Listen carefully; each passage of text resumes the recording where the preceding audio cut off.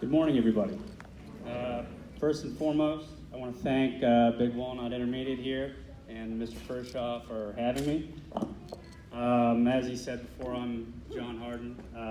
I grew up just down the road in Newark, Ohio, and after college at Ohio University, I decided to enlist in the military, in the U.S. Army.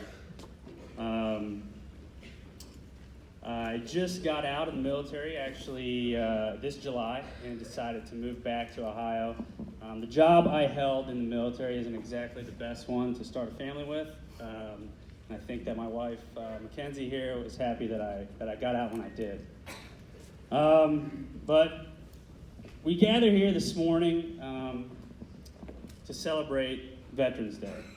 Originally established to celebrate the end of World War I, and dedicated to the cause of world peace, and to be hereafter celebrated and known as Armistice Day. Now, that was written in 1918. Now, I could stand up here and give a history lesson on the origins of the holiday, which I would have probably looked up online last night and am now regurgitating to you about how it was the 11th day on the 11th month, the 11th hour of the war to end all wars, but you guys will probably get that class this afternoon, I'm sure. But what we did come here this morning to do is celebrate Veterans Day. And we didn't come here for the history lesson, and that war, you know what, that war didn't end all wars. Now, nor even we remotely close to world peace. I'm not being a pessimist, I'm just a realist. But what we did come here this morning to do is honor all those who have served in our nation's military, in all branches, no matter if it was for 2 years or 25 years, or anywhere in between. No matter if they gave the ultimate sacrifice, or if you remained perfectly healthy throughout your military career. But the reason this day becomes more and more important circles back to the fact that World War I didn't end all wars, and there is no world peace, nor will there probably ever be. We've had plenty of wars since World War I, and we've lost plenty of young American men and women since then. Yet, young, brave American men and women keep volunteering to serve this country and risk it all to carry out missions far away from their families, in dangerous places, places that some people today in this country sadly couldn't comprehend the day-to-day life there. But we volunteer to go anyway and keep this great nation safe from these terrors over there coming to our doorstep here, or at least keep them at bay. During my time in the military, I met some of the best and most fearless men that I know. Although not always so rough and fearless on the surface as my wife and my mother know, they've met many of them. Most of my good friends are pretty goofy and just like to have a good time like everybody else. But when it came time to do business and there was work to be done, there was no fear. Well, maybe a little bit, but we hit it pretty well. We did it with humor mostly, making light of things, making light of extremely dangerous situations. I would say this is a common practice for U.S. military members that find themselves in less than desirable situations that could possibly result in injury or death.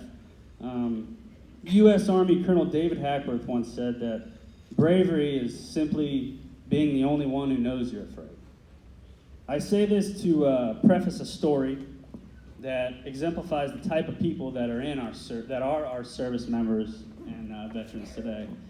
This story takes place in Raqqa, Syria. It was the winter of 2017. The story is mostly about the team that I was with there, Team 5323 out of 5th Group. We had arrived in Syria October of 2017, and ISIS had just taken over Raqqa, the capital of Syria. Our role there was to essentially help the Kurdish push ISIS out. Now, that took a couple months, and once the action subsided, and most of the ISIS fighters had left, we were faced with a new mission. See, the city had been completely filled with bombs and explosives that the ISIS fighters had left for anyone that came into the city to essentially get blown up. And now you can imagine of being displaced from your hometown, and now the bad guys are gone, so you want to get back into your city. So as we are living out of an abandoned school at the time, we did have quite a few vehicles there. We had a bulldozer, a front-end loader, a lot of military vehicles with us. There was 12 of us on our team at the time. But civilians started to move back in to the area and were just getting completely destroyed. I mean, they were getting blown up in their own homes. Thank God that we had a field surgical team attached to us that was able to give aid to those people. But our new mission kind of became to make the area safe again for the civilians coming in.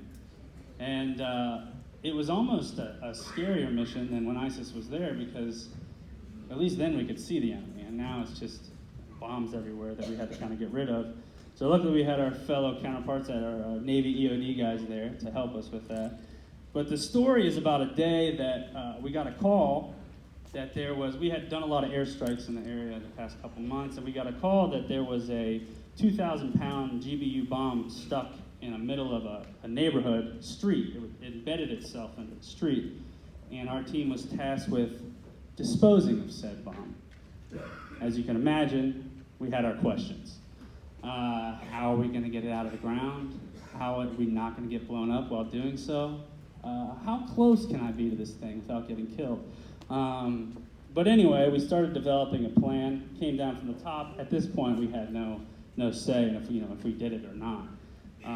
My best friend, John, also named John, was the other weapons sergeant on my team, and was blessed with the ability to just about drive anything that he could get his hands on. So he's very good with a front-end loader.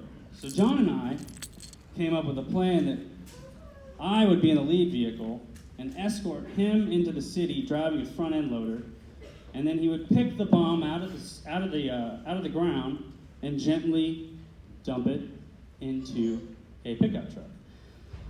Foolproof plan, let me tell you. I tell you what, wasn't nervous at all.